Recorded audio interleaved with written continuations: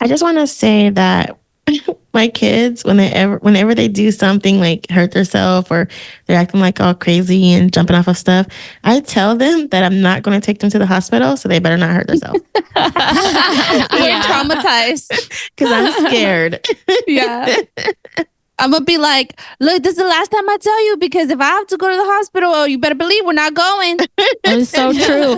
Yeah, I tell my kids, look, that's the hospital right there. We're going past it every single time. You hurt?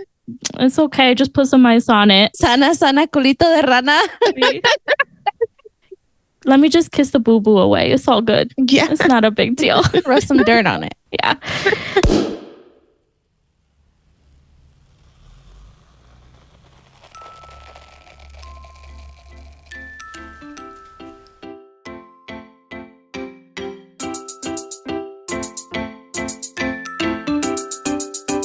Hi, everyone. This is Karina with the BDBU ladies. How are you guys doing today? Hey. I'm here. Sorta. Yeah. Sorry. I'm floating. No, just kidding. He's just had a whole bottle of wine. Don't tell people that. They're going to She think I'm pre-drank. She came ready. She's getting the right state of mind. Well, see, the thing is, we told her at our last episode, we were like, 3-drink Keisha has to be mandatory from now on. She took that shit to heart. And she was like, I'm going to finish the whole bottle. She understood the assignment. Yeah. I did put my baby down to sleep, and then I And put them bottles up. Yes. So here we are already on episode 3. Isn't that? That's amazing. Yeah. We've never been this far.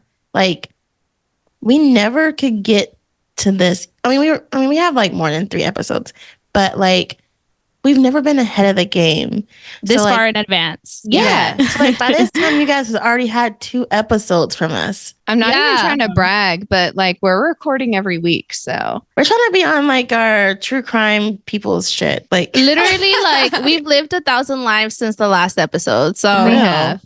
It feels that way. And Y'all I are 2 weeks behind us. Yeah. I'm trying to think, like, Taylor Swift dropped a whole double album. Oh my God. Right? Can we talk about it just for a minute? Okay, 1 minute. No. She's like, I'm counting. Yeah. Fast forward. If you don't like Taylor Swift, fast forward 30 seconds. But can we just talk about it? Yo, because it has seriously. been... It's, oh my God. I listen to her album every day, and I'm not even a Me Swiftie, too.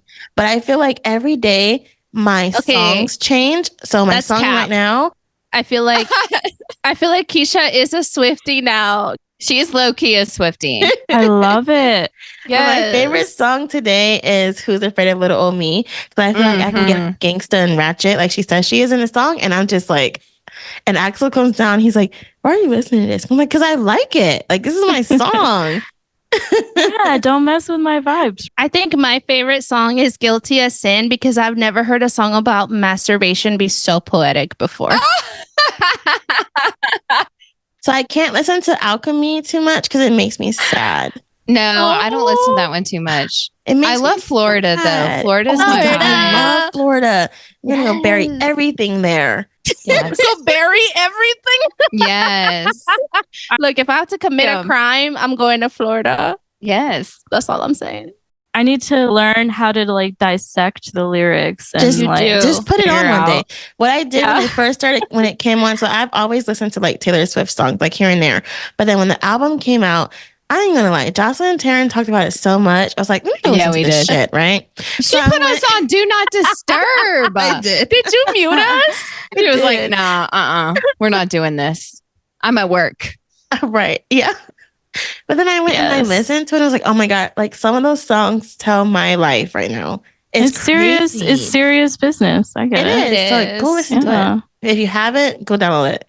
Or else. What did Jocelyn say? It's like a full-time job to be a Swiftie. It is. It's all consuming. I said it's a full-time job being an unemployed that Swiftie. you don't get paid for.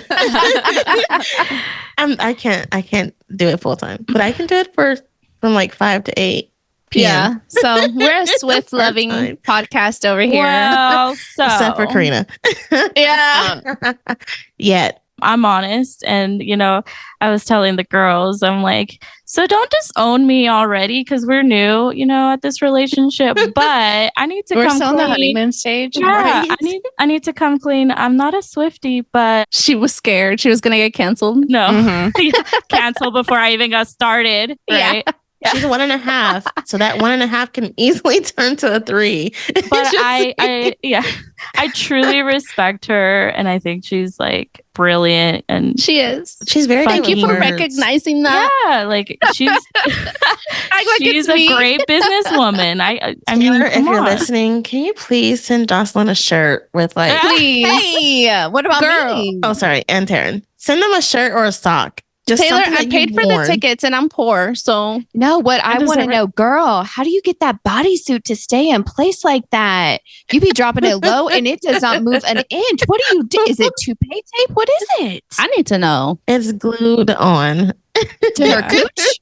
Maybe. So here we are. Terrin introduced our little mini series that we were doing last week, talking about just different misconceptions that we face as blind parents and with family and friends and people in the public. So we're continuing that series today with talking about other professionals, whether it be medical staff in general, doctors and hairdressers, and all kinds of just different experiences that we've had in having kids ourselves and just being out in public and being functioning people in society. Semi-functioning. Yeah. It depends who you ask, right? And on the day and the time and, all the things. Actually, the person is. Yeah. I personally want to just take a second to thank all the people that have commented, liked, share, just been really super supportive in this journey.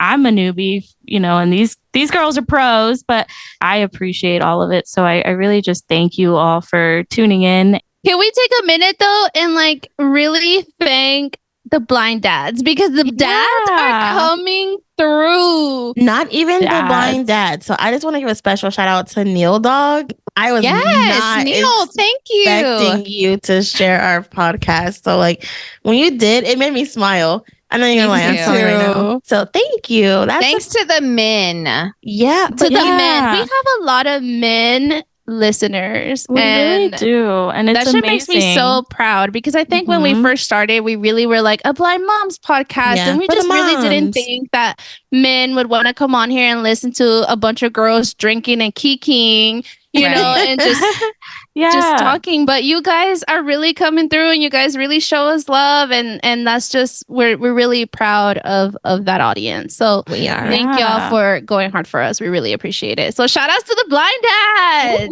Blind dads. And we have a blind dads episode coming up. So if you want to be on the pod, hit us up. Stay tuned. Yeah. Yep. Blind dads, hit us up in our email. Karina will tell you about it. Don't yes. Don't. No, we are definitely always open to suggestions, comments, whether it be good, bad. We love to hear it all. Except for me, I don't like constructive No, she doesn't like criticism. Oh, that's right. Don't except for Terrin. No. You can find us on Twitter, or should I be saying X at this point? Who knows? No, Twitter forever until we die. Oh yeah, it is X. Yeah, on X. It just doesn't sound right when you say look us up on X. I don't know. Nobody says that. It sounds like a rated R movie, right? Or something. X-rated. Sorry, folks. Find us on Twitter at BDBU pod, or Instagram BDBU_pod. TikTok. Help me out, ladies. Babies_down_bottles_up. That one, the long one. And then, of course, you can look us up on Facebook, Babies Down Bottles Up, or email us, babiesdownbottlesup@gmail.com. What are you ladies drinking this week? Nothing. Damn, that's because she already drank her bottle. Yeah, she started early.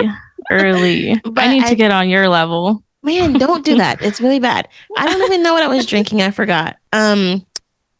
It's a trend. Jesus you said Christ. It was a forbidden French kiss or some shit. Forbidden. Forbidden kiss. I don't know. It was fruity, Oh. and it was sparkly, so it fizzed like when you poured it in the cup. It was So bubbly. like champagne. Yeah, it was good. Mm-hmm. It definitely. I wasn't expecting it to hit like it did, but it was good. It's a sparkling rosé for me. I love my sparkling rosé. I think it is like a rosé-ish. It was pinkish-ish. Yeah. Don't underestimate it. Just because it's pink don't mean it don't hit, okay? For real. I'm drinking, I guess it is pink. I already said it was like a pinkish orange. I'm drinking an 1800 raspberry margarita cocktail. I got like the bottle of it. And I don't know, like, I feel like it's one of those drinks where like you pour a cup and it tastes really good. It almost tastes like pomegranate to me, honestly. So it's super sweet. Yeah, it's a little sweet. And I feel like I should have poured a whole nother shot of 1800 by itself in it. But I'm like 3 drinks deep and I don't hate it. I do miss my buzz balls though. I saw those and I was going to get them. And Axel was like, no, you should introduce something different because you guys did. That's why I didn't get them. And that's why I didn't get them. It's okay. I'm being basic and I'm repeating my drink. So it's all good. When you like something, it's okay to repeat. Yeah. I'm not going to lie. Y'all might hear a lot of buzz balls from me. Yeah, I'm having the Pink Whitney with I was because it's gone, but the Pink Whitney with the strawberry lemonade. It was pretty good. Sounds good. That sounds so good. What about you, Terrin? What are you drinking? It's a sparkling rosé. Yep. Oh, I thought you were drinking seltzer. You changed on that? So I went to our beverage fridge and they were all gone. Hold on. Pause. Did you say a beverage fridge? Why? A beverage fridge? What the hell? So we have it. That we is have some a bar. first world shit. I'm working on that for my house too. Yeah, we have a living room in our basement with a bar, and we have a beverage refrigerator. So we keep our liquor in there and our drinks in there. So when we go to Terrin's house, I'll be living in the basement. Hey. So it's so funny because my house, same thing. Like in our basement, we have a wet bar, and like when we first moved in, we're like this is nice, but it takes up a bunch of space. Should we get rid of it? And now Martin's all about like making it his man cave down here, and so he's like, no, we're keeping it. It's not going anywhere. I'm like, okay, I tried building a little bar in my house, but my problem is I drink the alcohol that is already there, so I never can build this shit up. It's always empty.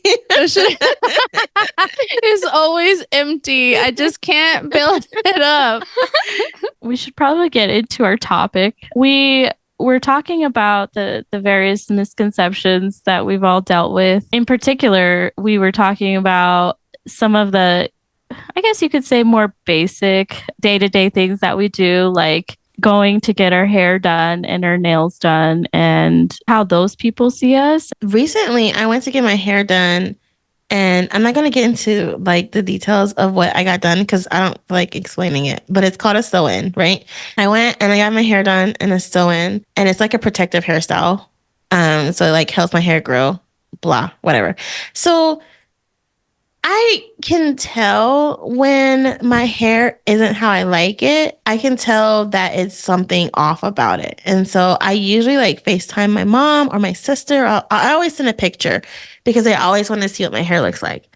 And so my sister, she messaged me. She says, you know what? I don't appreciate people taking advantage of you. Just because you can't see doesn't mean that they don't need to do it the right way.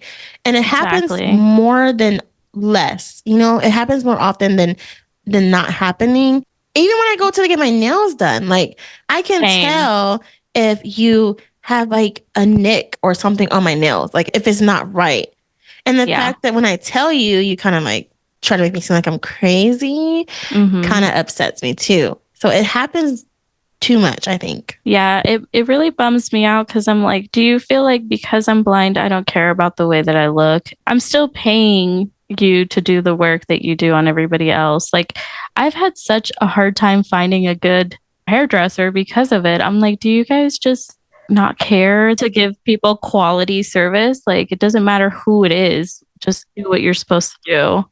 I was talking to someone actually just this week, and she kind of made a comment where she was like, well, you know, like since you're blind, I mean, it must be so easy just to like get up and go and like not have to worry about how you look. And I'm like, well, what makes you think that I don't worry about the way I look? Just because I can't see it doesn't mean anybody else can't. But it made me offended because I'm not just a bum ass blind person. Like I got my nails done right now. Like my hair is dyed. Like I have purple in my hair. Like I obviously give a fuck about what I look like. So don't act like I'm just rolling out the bed. I mean, I do wake up like this, you know, but like I give a fuck, you know, I care about what I look like. And just because I'm blind doesn't change that. I still want to look good because when you look good, you feel good. So I think as a blind person, you pay attention to it more.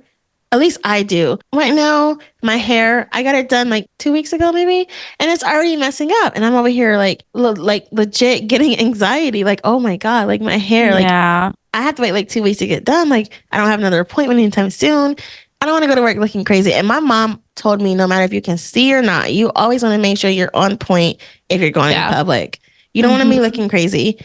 And so for people to say that, that's kind of insulting. Yeah. I have like a different experience, I think, because I found a team, because, you know, it does take a team. It does. To keep me looking this beautiful all the time. But my hair lady, I was like, hey, you know, I can't see. So I'm going to need you to help me. I need to know. My hair is dark brown. I bleached the shit out of it. So I was telling her, you need to tell me how often I need to come in. I need to know if my hair is looking brassy. Same. Tell me what to use on it. I want to be looking fabulous all the time. And it's very, very important to me. So she is very honest. And we have like a whole hair journey. And she sets out like what we're going to do over maybe 6 months to a year with my hair. And she thinks it's very serious too. And I'll ask her, you know, post me on your Instagram. And if they're going to use your hair as like inspo, they're going to make sure that it looks good. Yeah. That's a really good point. My hair lady, I fucking love her. But you also got to choose people that you know you're going to trust. Like my hair lady, she's the manager of the salon that she's at. And so I feel comfortable because I'm like, oh, she's got to know her shit. You know what I mean? And like, she's very honest. Like I remember I went to her with an idea one time when I wanted my hair purple. I wanted more of an ombre. And she was like, let me be honest with you. Like ombre is kind of really going out of style right now. Like I think with your hair, like what would fit more with your personality is more of a balayage. And a balayage is like, I don't even know if I'm saying it right, but like a balayage is like, where your hair has like highlights and lowlights. It's like different dimensions of the same color. So my hair is dark and I got purple highlights, but it's also like different shades of purple. So it's not just going from like dark to light. It's like different shades of the same color. So it has dimension. I guess the more you go down. And movement in your hair too. Yeah. So it's not just like one flat color all across. Exactly. Right? It took me 2 years to find someone here in San Antonio to do my hair. So when you have ethnic hair, it's really hard to find people to do it the right way. And so when I found my beautician, like she's family. She does the whole family's hair except for Axel's. But I trust her. And like, so we sit down and I go to see her and we talk about different hairstyles. And I'm like, okay, well, what do you think would look better? And so then she'll say, how about we do this? And I tell her all the time, I trust you because I know that you're not going to have me going out there looking like a crazy person. And she doesn't even look at my blindness as an issue. Like she treats me like she treats the rest of her clients. And she told me, so you are family, you help, you support my business and you're a friend. I'm not going to have you going out there looking crazy. And I'm so glad I found her. She's about to go on maternity leave. And I'm kind of upset because I'm like, who's going to do my hair? Yeah. Yeah, you got to find people that you trust with those kinds of things. No matter what it is, honestly, I think I'm just going to say this as a blanket statement. Just when you're dealing with any kind of person that provides you a service, you need to make sure that you are comfortable with them and that you're not all the time trying to prove that you're normal in spite of your blindness, because if a person can't get past that, if like all y'all talk about when you're there is your blindness and this and that and the other, go find somebody else. That's not the person for you. Like that is not the professional for you. No matter if it's a nail person, a hair person, an OBGYN, whatever it is, whatever professional it is, if they're providing you a service and you don't feel comfortable, or you feel like you have to over explain your abilities as a disabled person, that is not the person for you. Amen, girl. I feel like Jocelyn's always giving us these come to Jesus talks on every. Yes, that's why I was like, amen, girl. Yes, it's so true. I get in my bag. I'm sorry. Continuing our theme here, kind of going into people that we encounter in life as far as misconceptions that come up with educators and counselors and teachers. Are there any interesting misconceptions that you guys have dealt with in that area? I'm going to tell my story about this one counselor that my husband and I had. We were going to couples counseling. This was years ago. And we were going to couples counseling. And this was our first time meeting up with this counselor. And when we walked in, she was kind of upset that we had brought our baby to the meeting, which I guess I understand, but like, whatever. Are you going to babysit or find a babysitter? Right. Right. The fuck? But so, we start the session or whatever. And all she was interested in, like, we spent half of the session her asking us, like, well, do y'all argue in front of your child? Well, no, we try not to. Okay, well, how do you know she's in the room? I knew you were going to say that. Oh, bitch, my what? Gosh.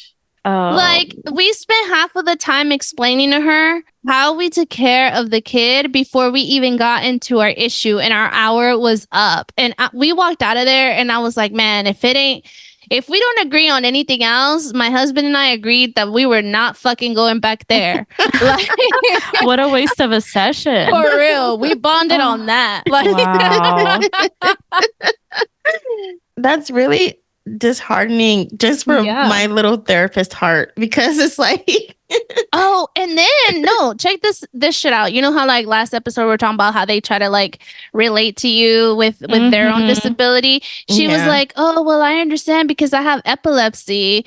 And I'm just like, no, you clearly don't, because you're hyper focused on our disability and how that affects our parenting style more than the actual issues in our marriage. And so two different types of disabilities. That's not even close. Yeah. Oh my gosh.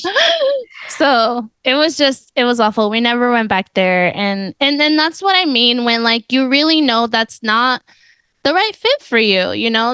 She wasn't the right fit for us because she wasn't focusing on the right things. She wasn't going to give us the help that we needed because she wasn't focused on, we never even touched on the problems. Like that first session, she was just worried about our disability, which had nothing to do with what we were there for. Yeah. I will say from like a therapist perspective, the first session you do focus on getting to know your client, but you don't over focus on stuff.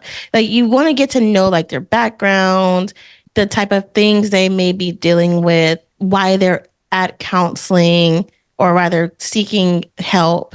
You don't focus on a disability. That's definitely unethical, I think.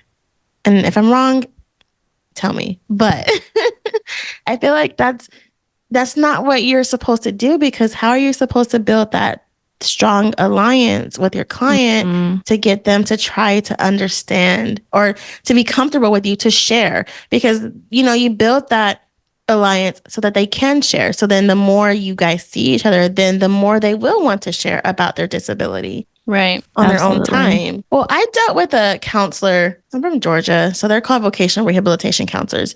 Here in Texas, they're the Texas Workforce Commission. But I took a long time to finish my bachelor's. I took about 2 breaks, okay? And shit, it is what it is, okay? I took 2 breaks. So, tell them to judge their mama. Right. Yeah. Judge your mama. Yes. So I graduated with my bachelor's, and my counselor called and she was like, so what's your plans now? And this was like 2015. And I was like, oh, well, I want to go get my master's. And she's like, I don't think that's going to be possible because it took me a long time. Like it took me like 9 years to finish my bachelor's because I took 2 damn breaks. I went to training. I bullshitted. Like I took a lot of breaks. So it took me time. And so she's like, I'm going to close you out as a homemaker. And so for the record, homemaker is no longer an option for vocational rehabilitation counselors to use. They cannot close you out as a homemaker. So if your counselor is telling you that they're going to do that, tell them that doesn't exist anymore. So, okay, whatever. She calls me out as a homemaker. I left Georgia and got a new job in Baltimore. And then I came to Texas and I got my master's and then I have my license now to be an associate counselor. And I want to go find her so I can just shove it in her face because she was telling me that I couldn't do that because it took long for me to finish my undergrad. But one thing that I'm learning as I've gone through the educational arena, there's no time limit on how long it takes for you to finish your degree. It doesn't mean absolutely not. It doesn't mean that you're not smart or you're not capable to do it. Maybe you don't have the skills or the tools to do it at that time, but you evolve, you grow. Yeah. Those are the ones you really gotta be careful about because they're the ones who have your future sort of in their hands. They're the ones providing services for you to be successful, whether it be employment, education, whatever the case may be. Yeah. You gotta I think the fucked up part about it is these people are the ones that are supposed to help you. That's what I was gonna get at too. I'm like, how is it that you're supposed to be like facilitating this process for me, right? Encouraging me to pursue whatever goals I have for myself, and yet you're the same person that's holding me back because you don't believe that I can accomplish this. And it's even worse when it's a blind vocational rehabilitation counselor. That just grinds my gears because I'm like, of all people, the misconceptions, all of the stigmatism, everything that people go through. As a blind person, you should know. Like, you should be my number one cheerleader. So if you're a blind VR counselor and you're doing that, please get it together. I remember when I was in high school, I went to like a really academic, rigorous school, and they were, very college bound. And I remember I was like a senior and I was applying for all these scholarships to go into a 4-year university. And I had one of I'm not going to say if she was like a vision teacher or an O&M or whatever, but I had one of those teachers sit down with me and have a whole conversation about how she thought that I was not going to make it in a 4-year university and that she thought a better choice for me would be to go to a community college first and then to transfer into a university. And I took that to heart until the next day. Another teacher came up to me and said, I didn't want to say this while, she was telling you that, but I don't think so. She said, I believe in you and I know that you can be in a 4-year university. And that made all the difference. And it is just so disheartening that these people that are, like Karina said, are supposed to be facilitating and empowering and giving you all the tools for you to succeed are the ones putting those limitations on you because the rest of the world isn't already fucking doing that. Right. Like there's not enough people trying to keep me down. And I hope some of those professionals are listening because as a professional, especially if you work with people with disabilities, I hope that you know that sometimes you are the one person that knows what they are capable of. So please hold them to a higher standard than the rest of the people in their lives. Yeah. Even if they're slacking, tell them to get their shit together because they be hard on them. Be hard. And also, along with that is like, don't be the one person that breaks somebody's dreams apart. Like be the person that believes in them when nobody else does. Like I cried a lot. That lady, I was in her office bawling and I wish my mom was there because she would have cussed her out. But my dad, he was there and he ain't about that life. So he was just there trying to like calm me down or whatever. But my mom, she would have went to war. Like, let me tell you. Yeah. It's always the mom. It's the wrong person to mess with. Oh, I have one more. I'm sorry. Yeah, go for it. When I first moved to San Antonio, I was pregnant with Zanaya and I was bored. And so I wanted to do something. And so I started working with Axel's aunt a little bit with paralegal work. And so I decided to try to get my associates in paralegal services at like a community college. And so I registered for class. I'm all excited. And then I get an email from the professor who is also, I want to say she's like a director or something of the program. And she basically tells me that I won't be capable to do that because I'm blind. And my classes aren't going to be online all the time. And I'm not going to be able to get around campus with, independently. And I boo-hooed because I was pregnant. I was like 7 months pregnant. And I just had the worst time. I was eating my Taco Bell, crying, and I just said Taco Bell. But one thing I'm thankful for, Axel's aunt, I told her what happened, and she was pissed. And she drove me and Axel and Zane up to that school, and we went into the dean's office and we talked to them. And when I showed her that email, because it was all through email, her face dropped. Like she couldn't believe that this lady said that. And so I don't know what ended up happening with that. I did take a class, but it wasn't for, I think it was like intro to paralegal services or something like that. So it wasn't that teacher at the time. But after that, I finished that semester and then I went and got my master's because I'm like, I'm not going to sit here and waste my time at this community college with people that don't even believe that I can do this just to take the classes. That's not even getting into the field, but to take the classes. Why am I doing that when I could just go get my master's and not waste my time? And so it's like, that's disheartening because I was an education major once upon a time, and we had to take like an exceptional children's class because you don't know who will walk into your classroom. You never know who you're going to come in contact with. And as a therapist, I have to do continued education. And I feel like teachers should do the same. And it should definitely include something with disabilities because I feel like there's a lot of people who do have disabilities, and no matter if it's visual or if you can't see it, it's there. And those aren't the type of people that we need teaching our kids because that's going to shape their future and how they feel about themselves or how other students feel about them. And it was horrible. I feel like we could definitely go on and on about all of these, issues that have, happened to us. Cause like, I hear you guys just speaking about the experiences that you've had. And I'm like, yep. That happened to me. Like, it's a shame that so many of us have to experience a lot of the same things. And I just really want to say also, like, to the people with disabilities, whether it's blindness or whatever, I think it's just really important to make sure that you learn how to advocate for yourself early. Yes, because, and I remember like my teachers telling me that when I was, my O&M and vision teachers, they were like, well, I'm not going to be with you in college. Like, I'm not going to be with you after you graduate. You have to learn how to advocate for yourself. And, it would go in one year, not the other. But when I got to college, I realized they were right. Like, you do have to advocate for yourself because at some point there's not going to be anybody else that knows what you need, what accommodations you need, and what your capabilities are. So make sure that you know how to advocate for yourself, sound professional. Don't go in there acting crazy because they won't take you seriously. So just make sure that you're able to express your needs and what accommodations you need confidently and be assertive. Absolutely. Yep. And I think it's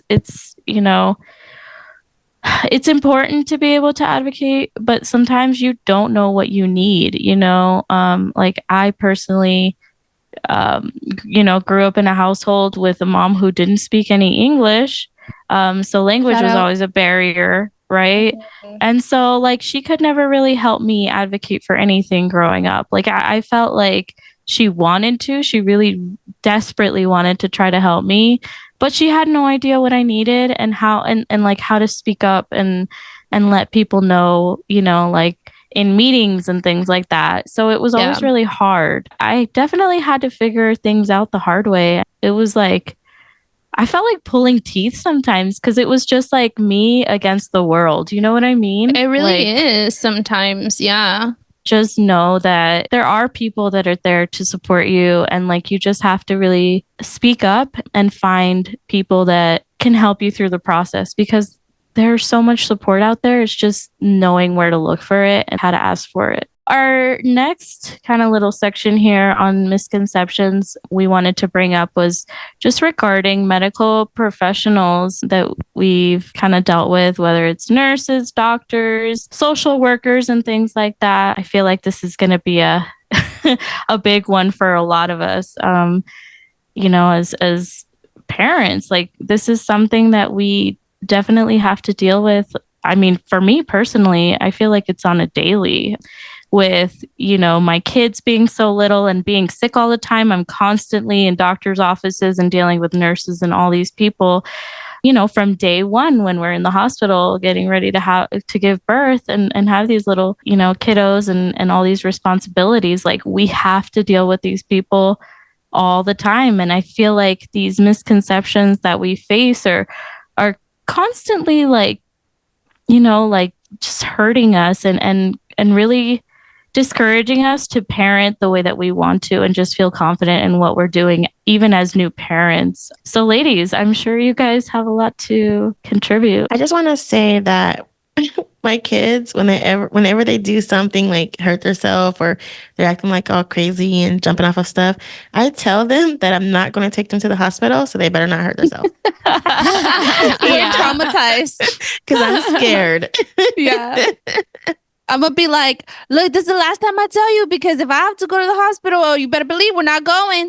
It's so true.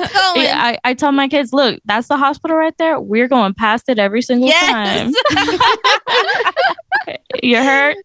It's okay. Just put some ice on it. Sana, sana, culito de rana.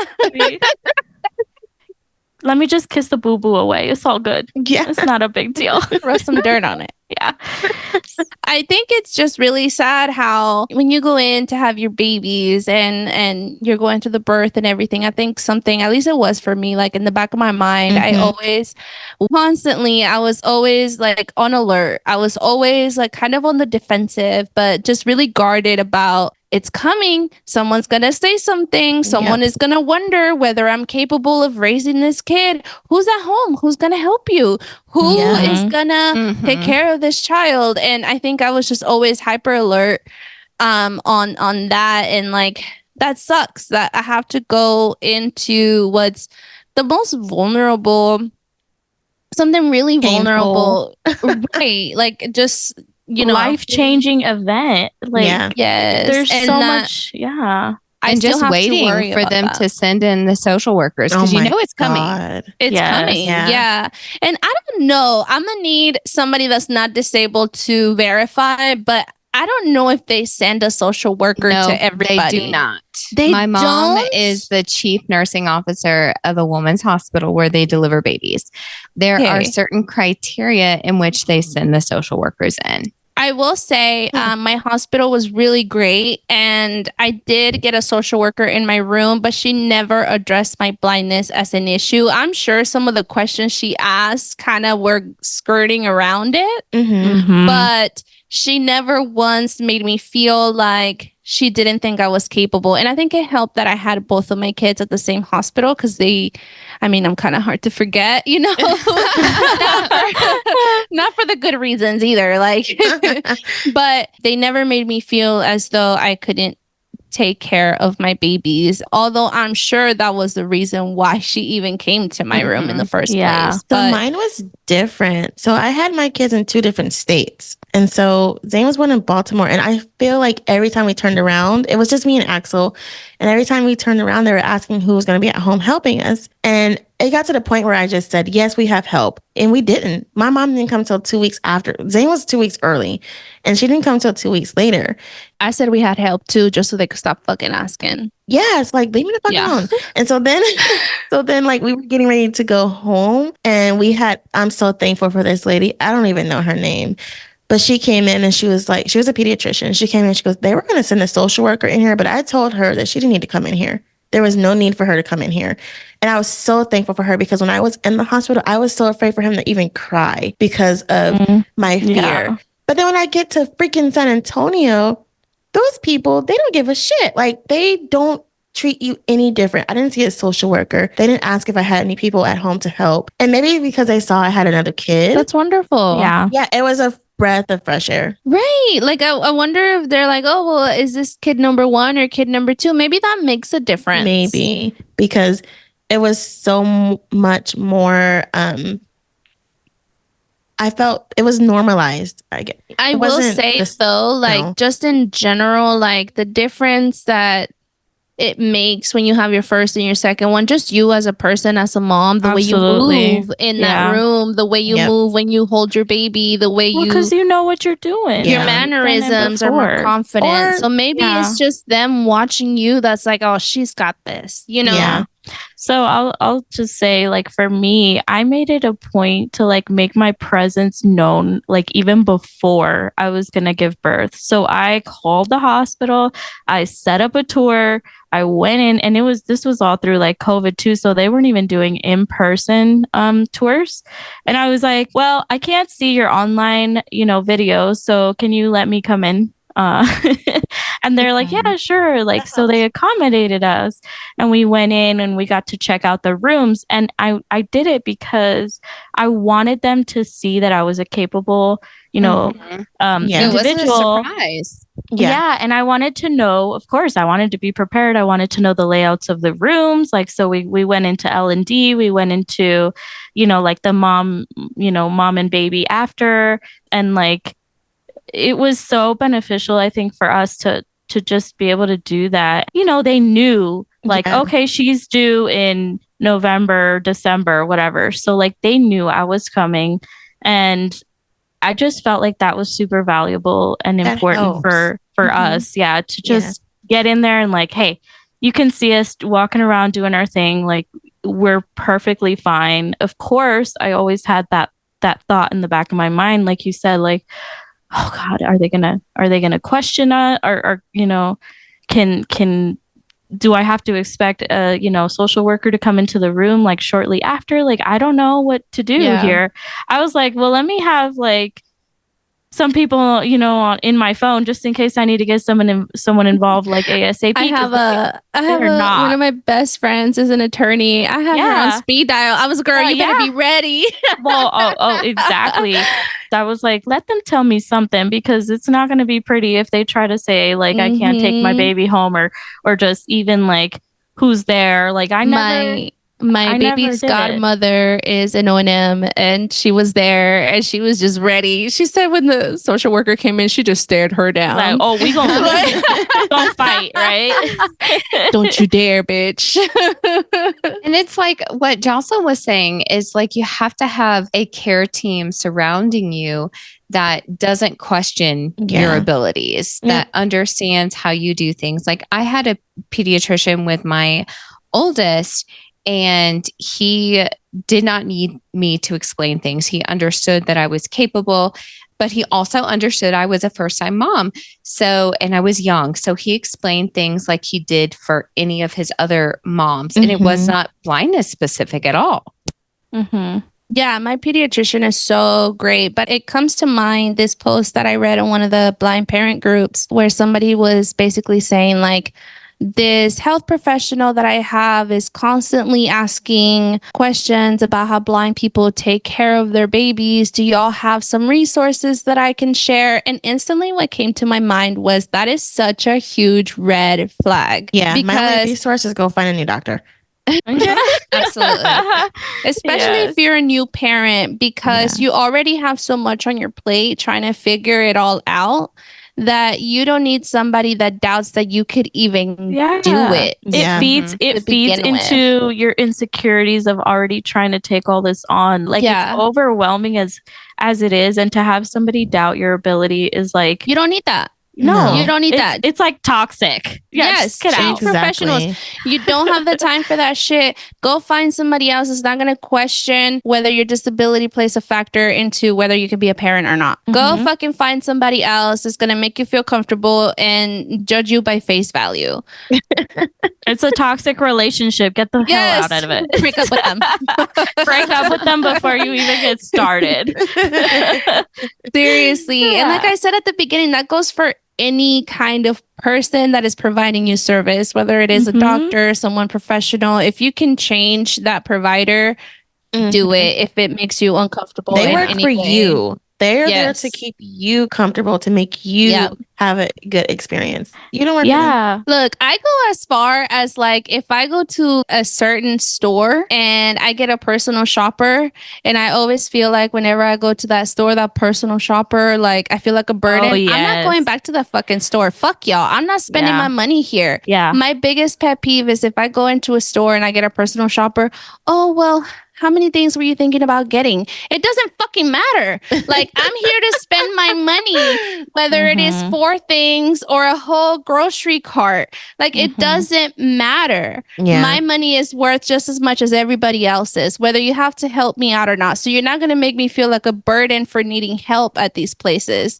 Yeah. And I don't care if that makes me entitled, but it's made my life a whole lot easier, and I've cut out all the bullshit. So I 100% agree. And I think on the flip side too, like what I've done, if I find a really fantastic shopper's assistant, I'm like, hey, what days do you work? You know, I've done that too. I will get your be back. number. Yes. I'll call you when I'm on my have way. This girl at this like clothing store, and like I love her style, and she's like a younger girl, and I'm like, girl, which days do you work? Because and she like loves shopping with me, so like I'll go in there whenever she works, so she could be my personal shopper, and we just be going on a shopping spree, like and it is so much fun. And that's the thing, you have to find those kind of people, and eventually you'll become a regular, and they'll get to know you, and they'll get to really understand how they can accommodate you. So absolutely, you know, but you have to find those people. Yeah, it's a process, just it's like dating. It really is. I gotta like, what do you call it, like speed dating 15 minutes type for to find my kid's pediatrician, because I seriously felt like that's what it was. Like, it is. So, interview them. Yeah, we have Kaiser, and like, you know, with Kaiser, like you don't often get the same person. Like even with our OB/GYN, like every time you went, you would get somebody different, and it drove me nuts. I'm like, so I have to tell my whole life story every time I come in to see somebody, because it's always somebody different. That's the thing at Children's too. Yeah, I didn't like that shit. It drove me nuts. So like I finally just took it upon myself to like schedule with the same person, and I'm like, can you be the one that does my C-section? Can we make it happen? And she's like, well, we're on call, so we can't really. And I'm like, okay, can you tell me what day you're scheduled? I will literally schedule my C-section that day. I don't even care. And it actually worked out, because that's good. The same doctor for both of my kids, and it wasn't even planned. I was like, this is mine didn't work that way. When I had Zane, I had Kaiser, and I loved my OB. She was the freaking bomb. But then he decided that he wanted to bust out of jail early, and she wasn't available. But I got lucky because I had an African American OB, and I think that she sounded like my mom. She was like, "All right, you got to push," and I was like, I'm not ready. She goes, well, you ain't got no choice. Go ahead and get that baby out. Like, baby's ready. Yeah. So I didn't like that about Kaiser. Kaiser's a beast. It's they don't want you to ever do anything out of their even facilities. With when my daughter was born, I had an OB, but I had a midwife providing prenatal care, and God, you could tell the difference. Like, this is a whole nother story, but it's just like, I felt like I didn't have any autonomy or any choice on how I gave birth. And they were like, you're going to do it this way. And I'm like, I'm ready. And they're like, no, you're not. And then they're like, all right, sure. We'll put your feet in the stirrup. I kicked my feet out, and the little girl came in one push, and the doctor wasn't even ready. Like, her gloves weren't even on. Oh my gosh. And so it's like, I told y'all. And that's why I love midwives. But that's another story. I'm excited to hear from Terrin, like, because you guys do a lot of medical stuff. We have a lot of experience with medical providers and therapists and nurses and things like that, because I have a child with a very rare metabolic disorder. The disorder that she has, there's only 26 people in the world ever diagnosed with it. And then she has another metabolic disorder on top of that. So she's probably unique in the fact that she has both. So for a lot of providers, she's really a question mark. And her primary diagnosis, it's called mitochondrial disease. And if y'all remember from like 11th grade biology, your mitochondria creates the power to your cells. It's the powerhouse of the cells. It creates your energy, your ATP. So if your mitochondria do not function properly, then your cells don't function. And if you think about it, you have cells, tissues, organs, organisms. So if your cells don't work, neither do your tissues or your organs or your organ systems. So pretty much every organ system of her body is affected, like neuro, heart, lungs, kidneys, digestion, bladder, bowels, everything is affected by her metabolic disorder. So she sees lots of specialists, but it took a long time, 3 years for her diagnosis. And she had medical issues really from the day she was born, and she was born 9 weeks premature. So pretty much everybody said the issues that she was having was prematurity related. However, those things did persist over time. So we were going to a bunch of specialists all the time, trying to figure out what was going on. And we had a lot of experiences, especially because my husband worked a lot. So it was just me. And I was constantly being questioned, like, are you sure that's what happened? Are you sure? She would have apnea, which is where she would not breathe. And, you know, as blind parents, if you're holding your baby, you can tell if they're not breathing. Yeah. Especially if you're trying to feed them. You can tell if they're not feeding well. You can tell if they're choking. You can tell if they're not breathing properly. But they would constantly like question me, which was really frustrating. So it wasn't when she was born that they knew she had these disorders. It took a while. It took a while. Yes. How old was she when they finally we kind of knew leaving the neonatal intensive care unit that there was like something going on, but most people were still thinking it was prematurity related. But she was never really able to put on weight. She was never able to feed properly. She would turn blue when she was sleeping. And she would have so much reflux that she would then breathe in that spit up. Yeah. And then she get infections in her lungs, like pneumonia. Oh my gosh. So before we even had a diagnosis, she had already had a feeding tube placed and already had a surgery that essentially prevented her from vomiting or having spit up. But these things were done prior to her diagnosis when she was 3. And she was having a lot of blood sugar instability, a lot of low blood glucose. And we did not know this at first until she started having seizures. And then we would bring her to the hospital. They would check her blood glucose and it would be low. So there were lots of things that we had to do to keep her blood glucose stable. And this is kind of where our nightmare began, because we talk a lot and we have been in this series about misconceptions, but these misconceptions can lead to actions, and these actions can be devastating. And in our situation, it was. And so many other parents, it's the same. So Scarlett, our daughter, had some hypoglycemia, which is low blood glucose, and she was in the hospital. And we had run across a resident who we had not met before, and he did not understand my blindness. And he felt like maybe I did not react as quickly as I could have to her hypoglycemia. And he was not understanding that Scarlett's blood sugar can drop very fast. And she does not have the ability to store energy. So if you can't store that energy, when your blood sugar drops, most people can tap into their stores. And that is in the form, without doing a whole biology thing, your body can store sugar in the form of glycogen, and that's stored in your liver and in your muscles. But she has an issue with glycogen storage. So she cannot access that stored sugar. So her blood sugar drops fast, and it drops very, very low. So he felt like, without fully understanding the story, that she had gotten so sick because I'm blind and So I they did don't not give know how them to like react. medical history. Because I know like residents They are do, interns. but think about this: 26 people in the whole Yeah. world. Yeah. So they already don't know. There's not research about it. I mean, Yeah. like what I mean, like you guys had been to that hospital before.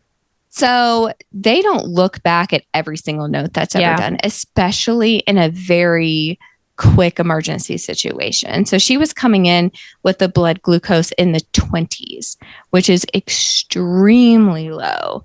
And in her history, I mean, your blindness, I don't know, that might have not even been mentioned anywhere. Well, no. And so like I'm not like not pertaining to your blindness, but doing just kind her of, like, history. your homework on. Okay, yes, I know it's an emergency, and I know that the doctor isn't the first person that comes in, and you're usually dealing with nurses. So he couldn't do his little due diligence, quick skim through to see like what her history is if she's been to the hospital before. Not in an emergency situation, usually, no.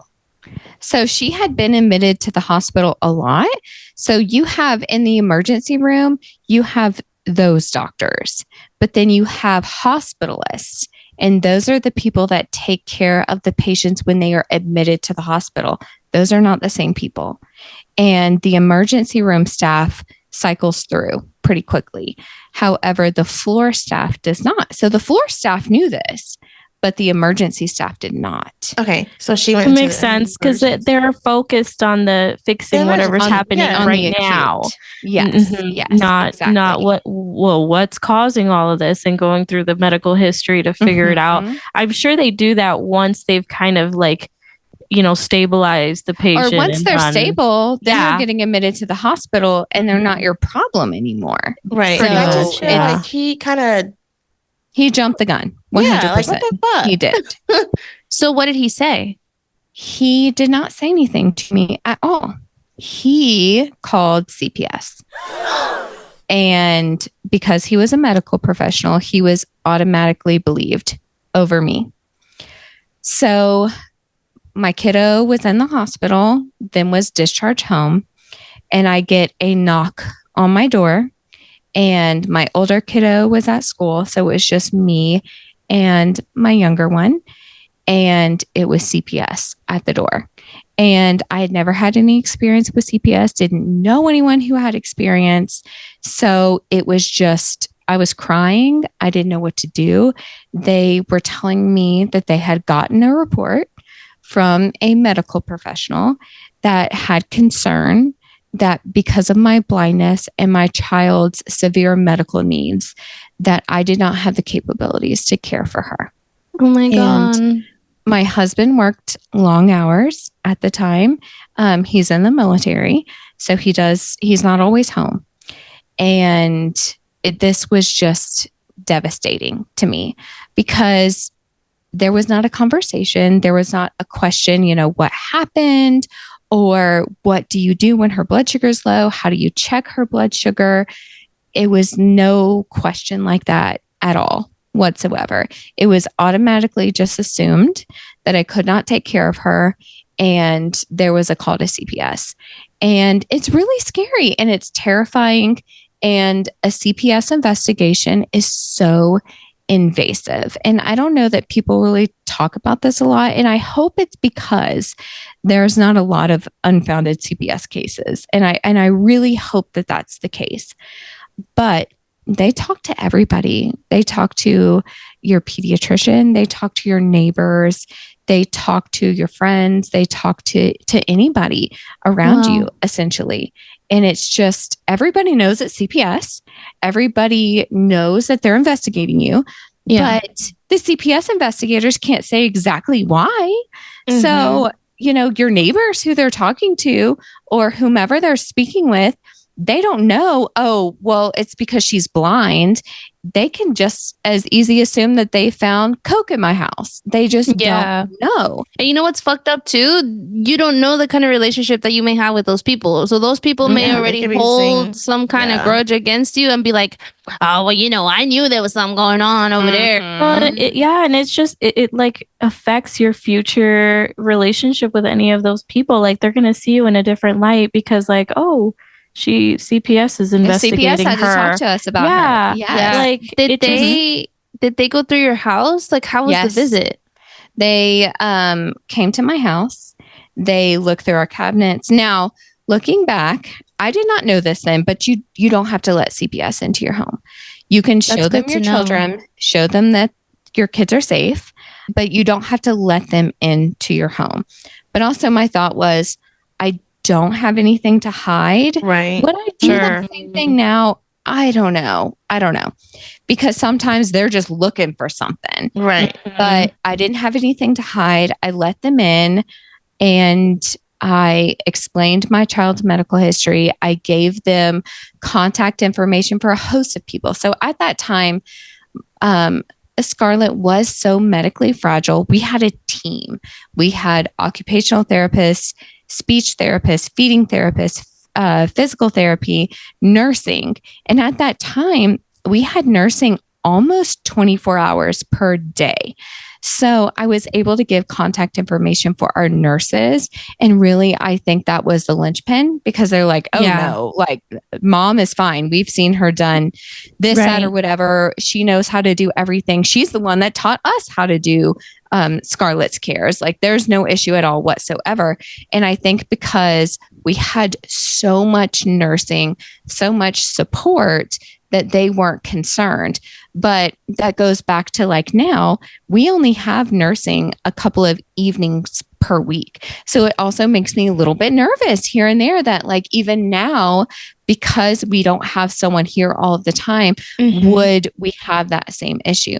And it makes you nervous to meet new providers because you always feel like you have to prove yourself. And it's such a traumatic experience. They talk to your children and they ask them a ton of questions, and you're constantly terrified that they're going to take your fucking kids away from you. And my husband's in the military. My family is not even in state. So knowing that if they took my kids would go into foster care for a period of time because my parents don't live in state and it would have to be a process. It was just the most terrifying thing ever. And it all comes from misconceptions. So what happened to that doctor? Like nothing. I wish that when they did that type of stuff, there were consequences because I feel like if repercussions. Oh no, he was he's commended because what happens if I didn't know how to take care of her and then something terrible could have happened? No, he made a good faith report. No. Pat on the back. I'm not saying that it's. I don't know. If there are consequences for making those type of assumptions and then putting someone, like you're turning somebody's life upside down. Yes. There should be some type of consequences. Maybe there wouldn't be so much of it. Now, I've had to do a CPS report from, I'm a mandated reporter. Yes. So I'm a mandated reporter. I hate it, but I know that it's for the good of the children. And it felt yucky. It was so hard for me. It was very traumatizing for me to do the report. And I mean, they are very invasive. Like they called me after hours. They like showed up to my job and I don't ever want to do it ever again. If I have to, I will.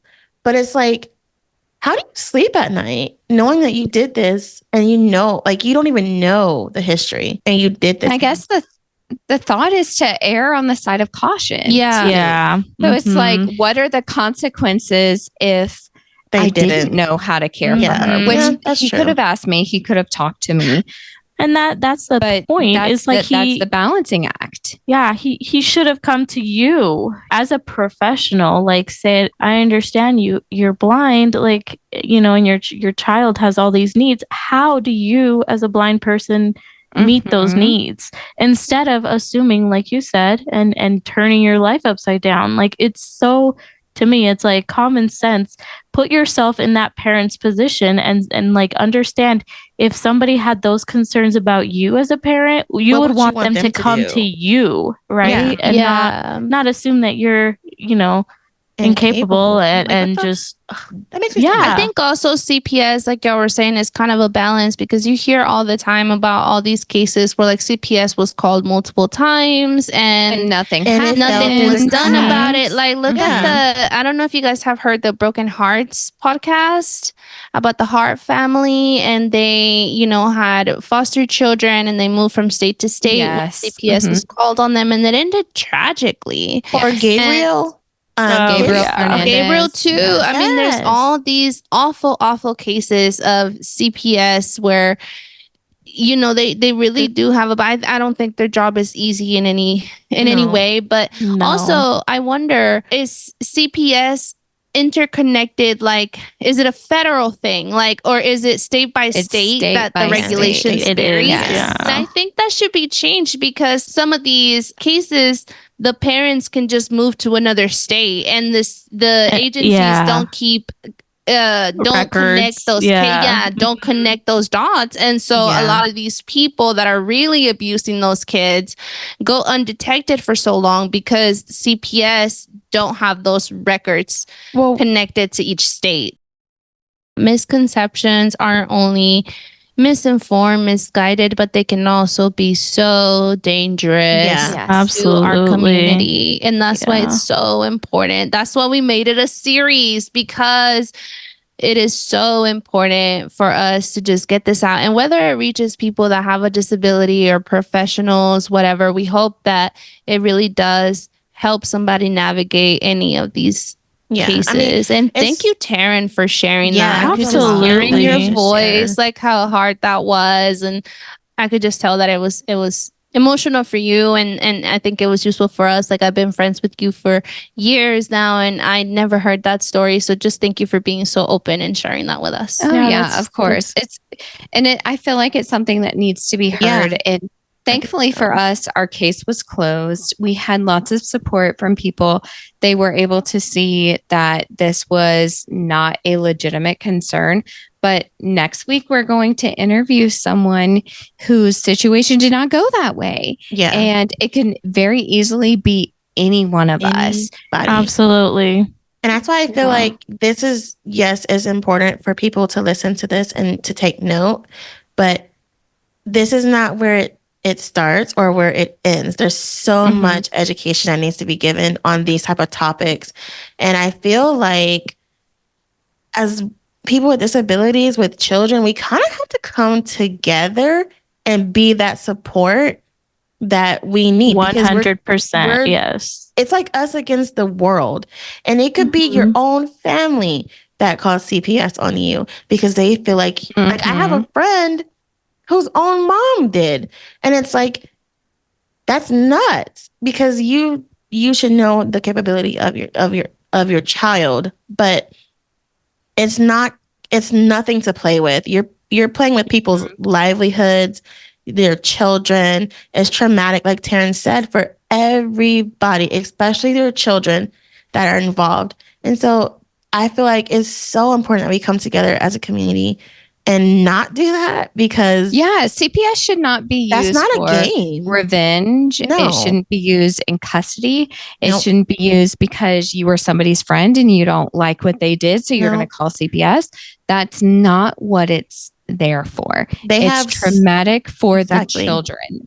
And they have so many more people that need help, and you're wasting their time on some BS when they could be really saving somebody else's life.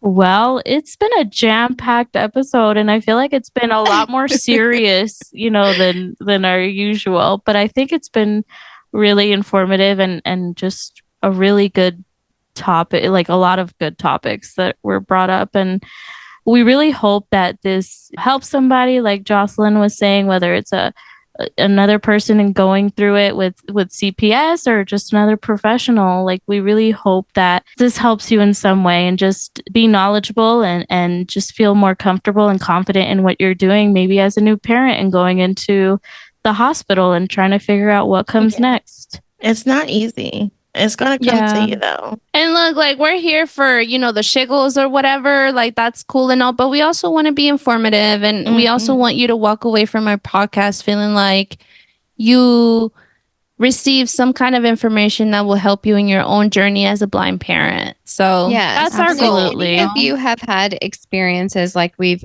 talked about, please let us know. Like hit us up on our socials, email us, let us know your situations, because we stand with you. We understand. Yeah, and don't forget to come back next week because it's going to be a really good episode. Yes, it will. Yes, we are really excited to have a fellow blind mom and just hear her story and her experience. And I'm sure it's going to be inspiring to see how she was able to overcome it all and really share her knowledge and move forward in a positive direction. Some people, like Terrin's story ended up where she wanted it to end, but like other people don't have that, experience. And I think it's important to voice both of those experiences. And or maybe if you at some point find yourself in that situation, you can recall what you heard here and say, hey, I can do this. I can provide this kind of evidence to show that I am a capable You're not allowed parent. to come to my house. You do not have a search warrant. Right. Or I didn't know that. I think it's important to know our rights too. Absolutely. So maybe next episode we can, research something and come back with we'll try. We'll let you know. Y'all can do it and just send it to us and you can read it. Yes. Well, it's been fun and we appreciate you tuning in again. Thank you guys. And thank you, ladies, for sharing this week. Thank you. Yeah. Bye, everyone. Bye.